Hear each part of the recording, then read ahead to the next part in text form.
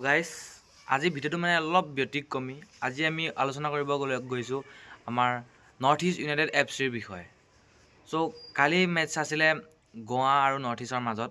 কি জবৰদাৰ মেটচ হৈছে। আপোনালোকে যদি ISL চাইছিলে, যদি আপোনালোকে ফুটবল লাভাৰ, তেনেহ'লে হয়তো গম পাইছে কি জবৰদাৰ মেটচ আছিলে।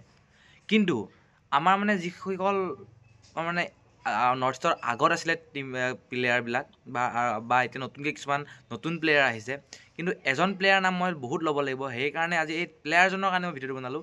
ৰিডিম তালাং, কি সুন্দৰ প্ৰতিভা, কি সুন্দৰ খেলি আছে।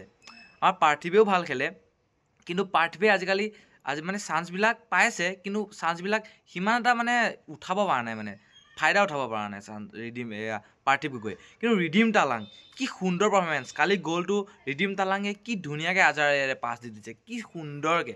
আৰু আজাৰীয়ে কি ধুনীয়াকৈ শ্লিম বলটো দি দিছে একদম জিথিনলৈ। জিথিনে ISLত কালি ফাৰ্ষ্ট গ'ল দিছে। মানে 2024-25 বৰ্ষত জিথিন MS-ৰ প্ৰথম গ'ল। অলৰেডি জিথিন MS-এ 5টা এছিষ্ট কৰিছে, আৰু এই কালি গ'লটো আছিলে ফাৰ্ষ্ট গ'ল। কি সুন্দৰ গ'ল আছিলে, মানে কি ক'ম। আৰু ৰিডিম তালাংকৰ বিষয়ে যিমানে তাৰিফ কৰোঁ সিমানে কম।